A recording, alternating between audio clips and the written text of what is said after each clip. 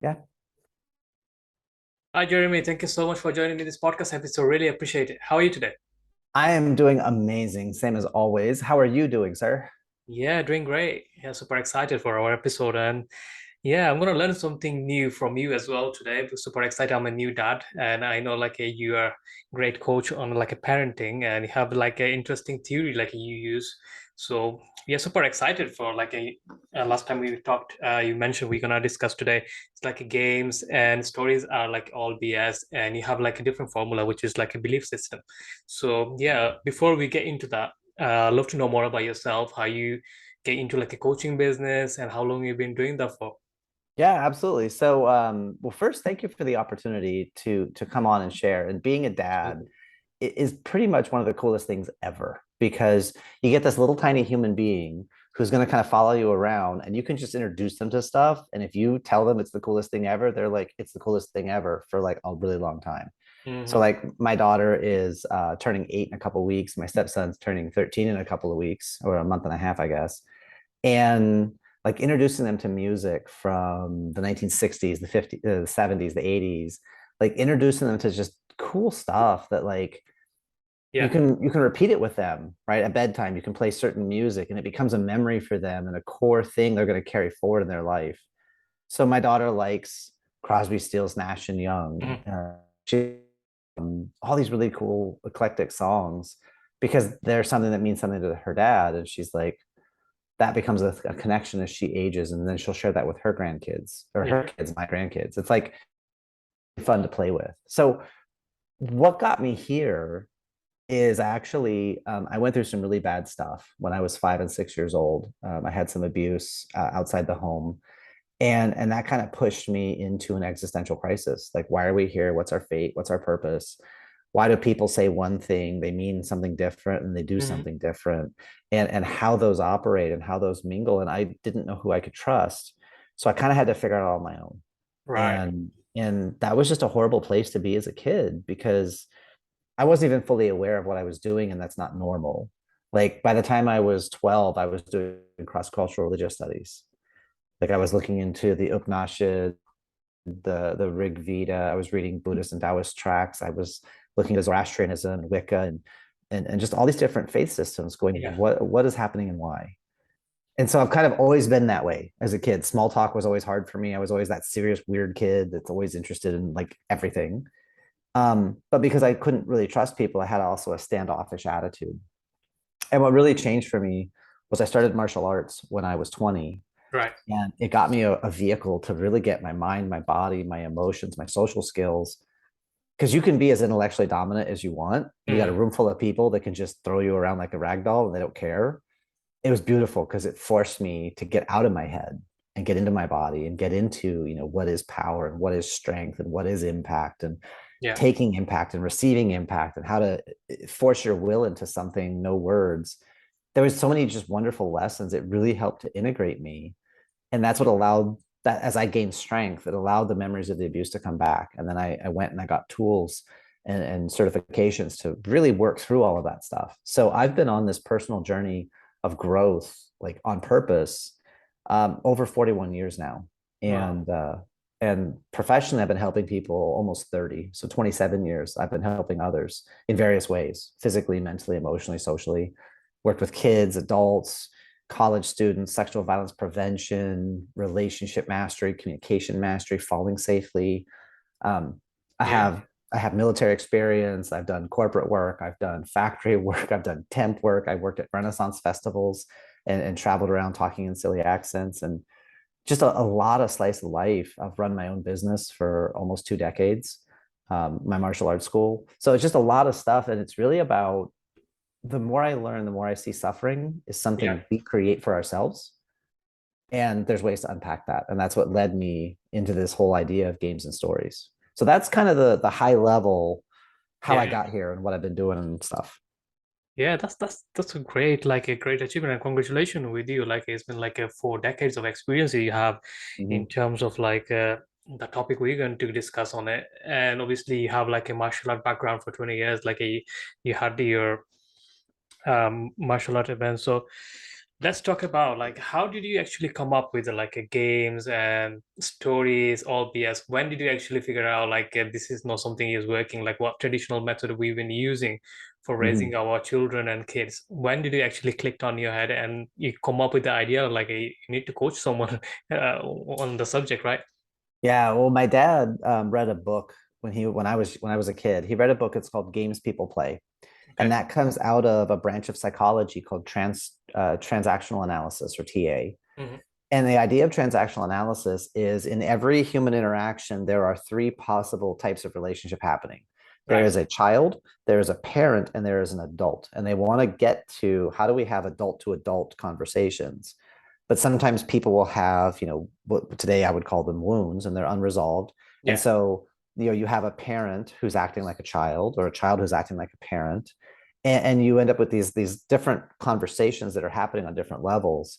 And so the problem with the book Games People Play is it labeled all these dysfunctional games, all these dysfunctional patterns between people, Hmm. and how to break it, but they didn't say how to play a better game.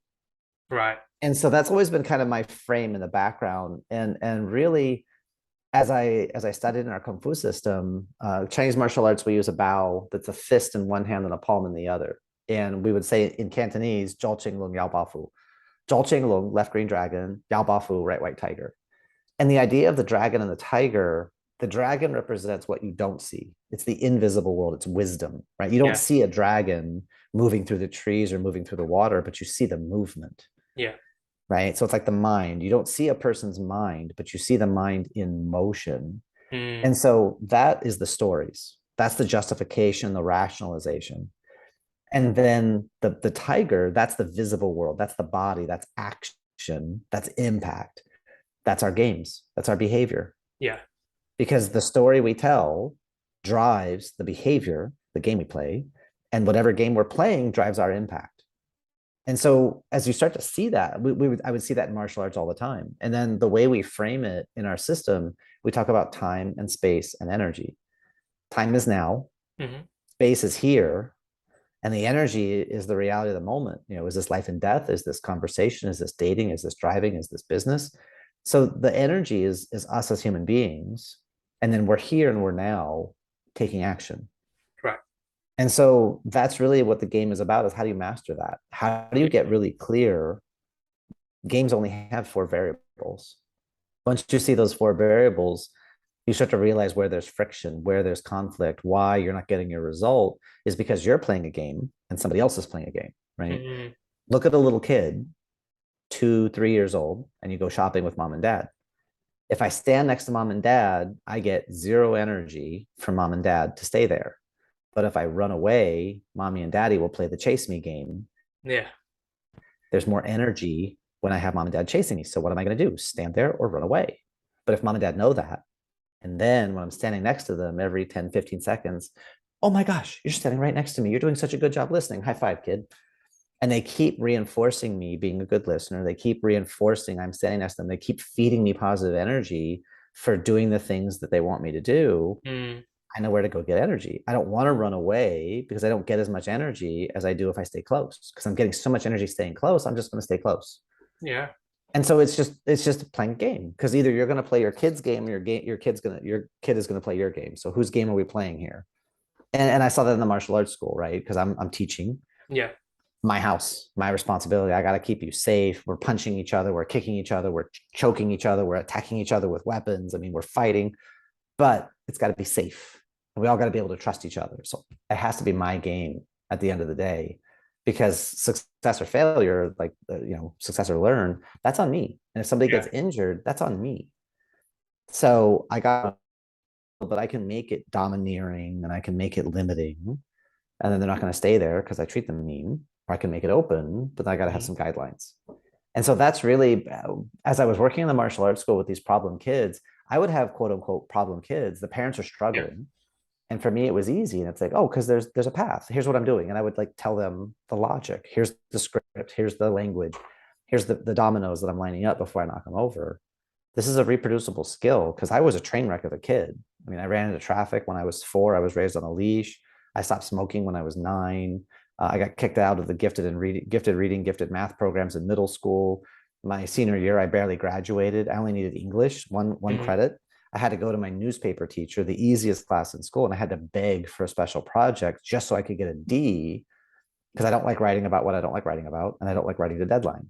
Yes. So newspaper was the absolute wrong class. I should have taken like great books of literature or something. But I had all these different things that got in the way. I was that problem kid, but it was because I struggled with, you can't tell me what to do. If all it is shut up and do it because I say so, Yeah. that's not good enough. And so that forced me to the adults around me had to be better than that. And if they weren't, they lost me. And so I love kids like that, because I'm like, cool, thanks for the honesty. I know where you are. We can play. Like, I don't make them wrong. But it's all skills. And that's why I wrote a book. It's called Your Best Child Ever, Is This Game Worth Winning? I Hmm. took all that frames of reference and I just put it down on paper and said, here, read this. It'll make your life easier. So that's kind of how we got in there, and what drove a lot of that, and how it sort of grew up is just my life kind of drove me this direction because I had this damage that I couldn't explain. But as I pulled back the layers, I realized, oh, without that trauma at 5 and 6, I Yeah. wouldn't be where I am now. A different path. Not that I would be else. That's why I did martial arts, is to help teach people how to be strong so they don't go through what I went through. Um, but yeah, so that's kind of the umbrella of it all. Yeah, yeah, that's a great way of explaining it. Thank you for that. So I have like a few questions for you. Like I want to see you in action. Like let's say I'm giving you example, one child and he's like 12 years old, 13 years old, and parents are struggling for like the teenager age. Like they don't want to listen, they do their own thing, constantly on their phone and going outside, not routine or timetable, like coming home. What can, like with your program and like how you coach or help someone, what would be like a steps in order to bring the child back into like the family around everyone, or Mhm. like you can explain to them and maintain the child how it should be? Yeah. So 13 to 15 is a really great age, because you see that the kids have a Yeah. lot more autonomy, a lot more ability to make their own decisions. And so really part of it is explained to the parents, like just fundamental developmental psychology, how the family unit shifts and morphs, what happens between 13 and 15, Hmm. because that's when kids can really start to get interested in stuff and really start to be proactive. But if mom and dad have a lot of judgment on top of that, Yeah. they're not going to want to share. And so we've got to figure out that there's two kind of ways to play this parenting game. There's what's called positional authority. I'm mom, I'm dad, you have to because I said. And Yeah. then there's influential leadership. And with little kids, I call that dog training mode. They want to please the authority figure. They want to know where they belong. They want to know their safety. They want to know their boundaries. They need a container, and that positional authority can work. Right. But as they hit that somewhere between 10 and 12, everything starts to shift and they move from dog training mode into cat training mode. The way you influence a food and safety, right? You can't make a cat sit on your lap because the instant you Hmm. let go, they bolt, because cats are more autonomous. They're more free. Cats can form a pack. It's called a colony, but it's by choice. Dogs need to be in a pack. Cats choose. And so with your Yeah. teenagers, they're choosing their peer group. They're choosing who they're associating with. And if you make them wrong for that, they're going to do it anyway because they have to. It's where they're at developmentally. So you can make that be massively painful, or we flip into influential leadership. And that's how you work with a cat, is influence. So we Right. align vision and values. And look, dude, you level with him and you treat him like he's intelligent. You're like, dude, I get it. You have your phone, you have your friends, you have your priorities. You're still part of this family. You're not old enough to be on your own yet. And we've only got like 5 more years, and then you are going to be on your own. And if we handle this badly, door at 18, shut it, lock it, and never want you back again. I would hate to have that happen, but that Yeah. does happen in some families. So I would love to figure out a way, come part way towards us. We can come part way towards you. We have to be able to trust you to make good decisions, to be safe. So we got to have an open line of communication. So how can we do that? And what you do is you pull out what this kid's rules are and what does he actually need and what does he want, and then Yeah. you ask, and what would that provide you? Because it's a technique called spotlighting. But conflict with somebody, well, if you had a magic wand and you could wave it and have everything all your way, Yeah. what would we do? Write it down. And how would that make you feel? Because then you Mhm. start to understand what it provides to them, because you may have a better way to get what they want, because they want to get to what it provides. Well, I would feel free, I would feel in control, I would feel like I have a say in my life. Awesome. I'd love to line that up with you, not for you. I'd love to line that up with you, because with teenagers you're co-creating. It's got to be something I can live with. It's got to be something I can trust. And it's got to be something where you feel you have room to grow. Like, I'm on board with that. And so it's, how can we align the vision and values so that we can move forward together versus I'm right, do it my way, shut up, you don't know what the world is like. And we use all this fear and scarcity and control and push them down. Squeeze a jelly donut, it all squirts out sideways. So put Yeah. pressure on the kids, it squirts out sideways. So does that make sense? Yeah, yeah, definitely. This is a great way to explain it. Like we don't think this the same way. Like he said, between 1 till 10 years age, like a dog training, and after that, like it Mhm. was the cat training. And that's a great analogy. Like a dog loves to be like a someone around them and someone telling them what to do or not to do. The cat is like they choose to be like around you or like Mhm. they do their own thing, right? So it's a Yeah. great way to think about it. And I love another example. It would be like for me, for personal, because my son is like 1.5 years old, Mhm. and obviously he's in a dog training mode. He haven't got to the like a cat training. I don't want him to Right. be cat training. Like it'll be like a bear off. Like we don't go to the stage like what the first example was. Yeah. So to avoid that, how do I like focus on like helping and improve him in skill set and be around in a better dad or yeah, understand him better as well. Well, the biggest thing is the frame of reference you use, like how you relate to your son, right? If you think you're his teacher, then Yeah. you're going to show up and do certain things. What I would offer is to flip that script. Hmm. He is your teacher because you think you know what life is. Now you've got this life form that's learning and growing, and expanding. He's going to show you what life really is because he Right. doesn't know. And as the two of you explore, so allowing him to be your teacher will open you up to a lot more opportunity. Hmm. The second thing is, then if you're not his teacher, then you show up as two things. You are a guardian to keep him safe, and Yeah. you're a guide. And so you create boundaries and guidelines, things for him to bounce into. It's kind of like you go bowling and we Yeah. put the gutter guards in so the ball doesn't go out off crazy lines. So we can create guidelines and we can say, hey, that's not okay for you yet. You know, you've got a few more years, or you need to get a little taller. Like my daughter wants to walk through the parking lot on her own, but she's small for her age. Yeah. So she's not taller than the car yet. And it's like, kid, until your head is above the hood of the car, you know you're going to hold my hand, or you're going to hold mommy's hand, because you're short, cars won't see you, you don't always look left and right, and you were hard to get. We want to keep you alive as long as possible. Yeah. So she understands that. I'm giving her enough of a context. Yeah. She's like, okay, that makes sense, I can work with that, but I'm not over explaining it, and I'm not Mm. like, well, honey, there's this thing called locus of control and agency to power, and then like I'm not layering Yeah. all this big. So with dog training mode, it's simple instructions, bite-sized things to get in motion. With cat training mode, you need context. They Mm. need to have, well, here's what we should do, here's what we're gonna do, and here's why. Yeah. Right? With dogs, with dog training mode, it's much bigger blocks. It's here's what's good, here's what's okay, here's what's not okay. And we separate identity, right? Hey kid, I love you. You're an amazing kid, but what you're doing, your behavior, right? Okay. Mm. You can't yell in your mom's face like this, you can't throw this at, you can't chase after people. That's not okay. That behavior, you're okay, but that behavior is not. So we're separating identity, sense of self, separate from behavior, Yeah. story, game. And then it's easier to guide behavior because, like, hey, that's not okay. Oh, okay. Because I'm focusing, it's like with my daughter, you know, is that the truth or is that a story? Not is that a truth or is that the lie? Is that true or is that a story? Okay, what's the real truth? Hmm. Because I want to focus her on truth. Is that the truth or not so much?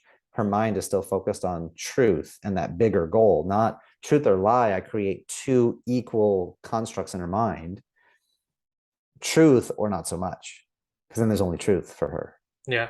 And over time, she'll learn, yeah, we can tell stories that aren't true. She'll learn, then figure that out by herself. But I can focus her with the words I use. I can focus on the outcome I want. So with your son, it's guidelines, and you're putting some things in place for him, like You use your voice very strongly and you just like, hey, and then immediately drop your voice, drop your body language, calm again. So that hey becomes a shock for a second to his nervous system, but it makes him like, oh my gosh, what just happened? It Yeah. gets him to pay attention, but then immediately you change everything about you. You don't stay there like now Yeah. you're going to terrify him. But if it's a loud noise, it's going to scare him, it's going to startle him, it's going to interrupt him. And then you can take him, hey, dude, that's not okay. Come here, let's do this.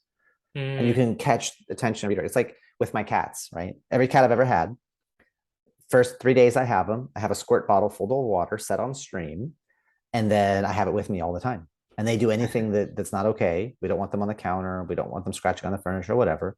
We make a hissing sound, but then I shoot them with the water, and the water hits them and it startles them. And they get the sound and the feeling of being startled. And Yeah. after 3 days, for the rest of their life, anytime I hiss, they know, oh, and they stop what they're doing and they bolt because they don't want to get hit with water. Yeah. I've associated, I don't have to hit them. I don't have to yell at them. I don't have to throw things at them. I just make the hiss and they know, stop what I'm doing and run. And it interrupts a bunch of stuff. So I have a safety. Mm. You can do that with your son. You can create certain tones, certain language. Big trouble, little China. We used to say to Evie when she was going the wrong direction.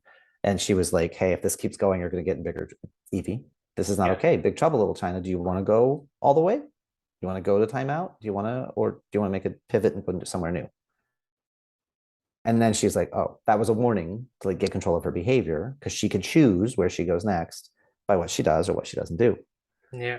And so she would choose to reorientate. Fantastic. And sometimes she would choose to get in trouble. Like, okay, well, I guess you're choosing to get in trouble. So I'm going to do my job. I still love you, but you're now in trouble. And so here's your consequence. And da, da, da, da. Yeah. Yeah. So those are some ways to play because it really, you're just playing a game, right? Yeah. Yeah. And it's easier to not get so worked up and like, well, if you don't listen to me in this one time, then you're going to die when you're 15 because I told you to stop the car and you didn't. Like that's where our minds go. Like we catastrophize. The worst. Yeah. You didn't listen to me at 1, you're gonna die at 16. Like we jump there immediately. It's like, whoa, dude, I gotta slow myself down. Let me slow my own roll. Thanks. Yeah, it's a cultural thing as well. Like a lot of people come from a background, like with our South Asian background, like yeah, kids get beaten by sticks, even though still Yeah. in a school, like they get tortured and everything.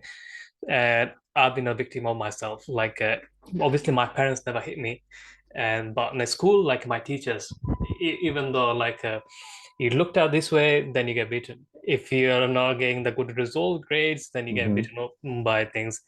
And Yeah. eventually that traumatized me when I was like a kid. I didn't want to go to school. Mm. I felt bullied and everything.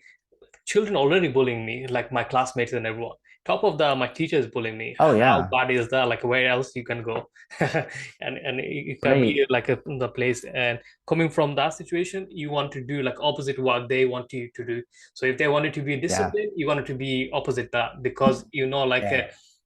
even though you be disciplined, still you're gonna get beaten by them. Then what's the point of that? Right. I'd rather be like someone else, not to be. And I've been there. Like you've been there, your teenage age. I've been there Yep. in ourselves. Like if someone tells you not to do something, you feel like you're gonna do it more because they didn't explain to you properly, and they Right. shouting and they didn't know what's wrong and right properly. And yeah, I totally agree with you. Like coming close Yeah. with your technique is really really works. And Yeah. Well, it's like telling a kid stop lying to me. That doesn't yeah, tell them to tell the truth yeah, because that's different, right? It's like tell a yeah, kid don't run. Don't run is not the same as walk. it's true. So say what you want. Like, dude, walk safely, walk slowly, walk with your Mm. hands in your pockets, walk, like ask for what you want, not what you don't want. Because Yeah, somehow don't run. I know what you mean. I'm gonna start doing cartwheels because I was that kid. They said don't run. I would sprint because that's not running. I'm sprinting.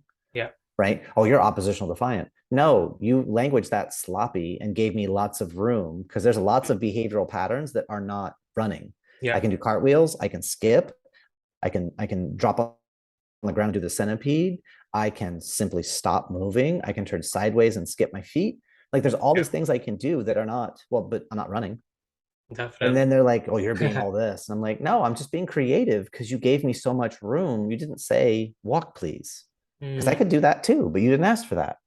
But I'm yeah. not going to tell you that because I shouldn't be the one to have to solve your problem. You're older than me. You're my teacher. I'm 7.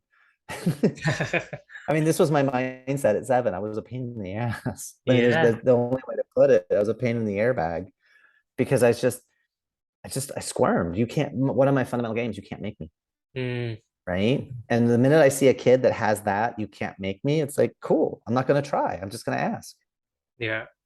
could you do this? Could you do that? I had a kid who was on, he was speech delayed. So I worked with him when he was 6. Right. And at 4, he only had 17 words. And he was speech delayed, and he came at words slow, and he had to process a little bit and whatever. Yeah. First day of martial arts, we sit down on the floor before class, and I say, okay, everybody line up. And everybody gets up and lines up, and he's rolling across my floor, ignoring everything.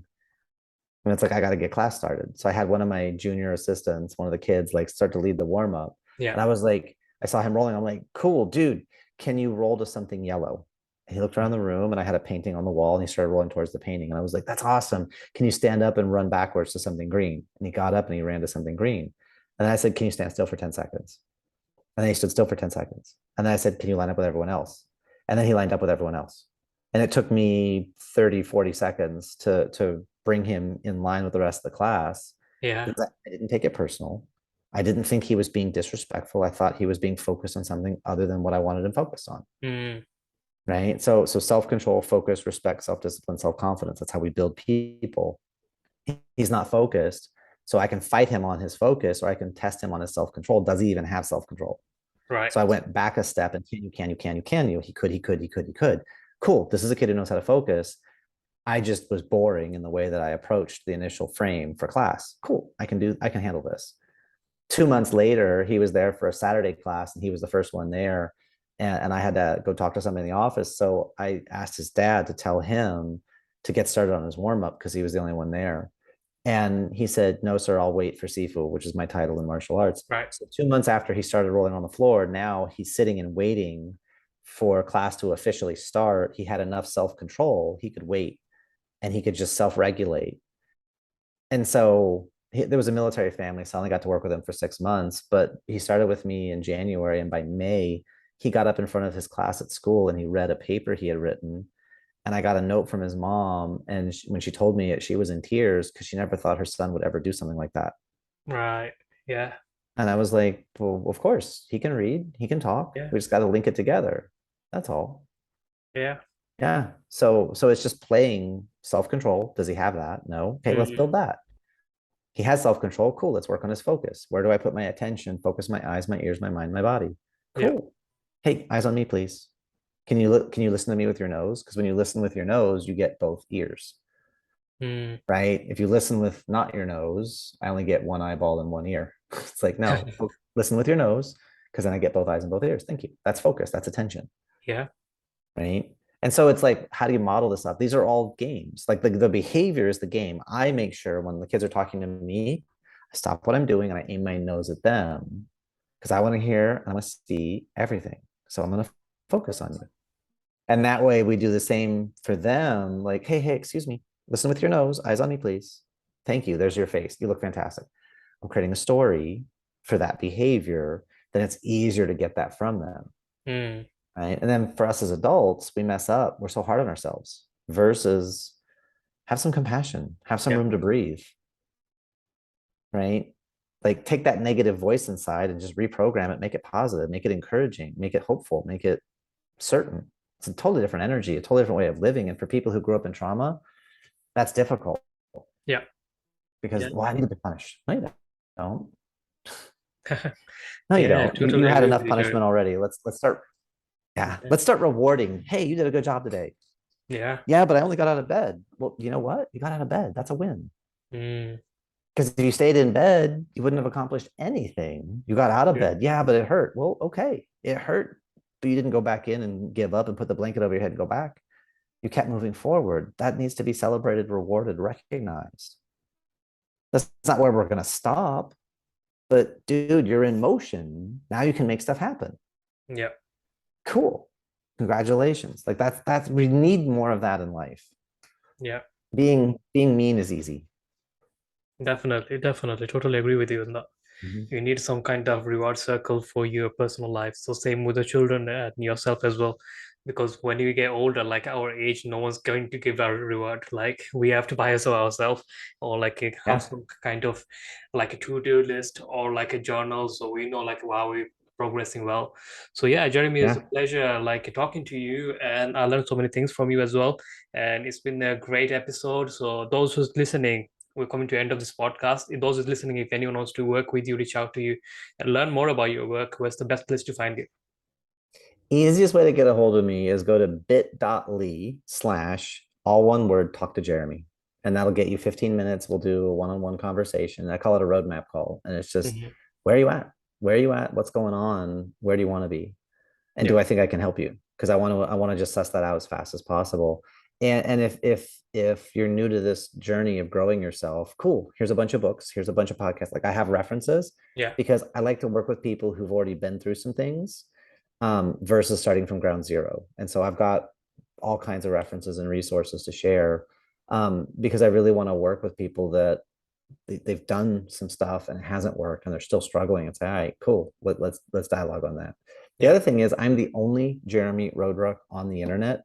So just type in my name. I'm everywhere. I got a YouTube channel. I'm really, really active on Facebook. I'm also active on LinkedIn. I'm on TikTok and I'm doing 4 to 5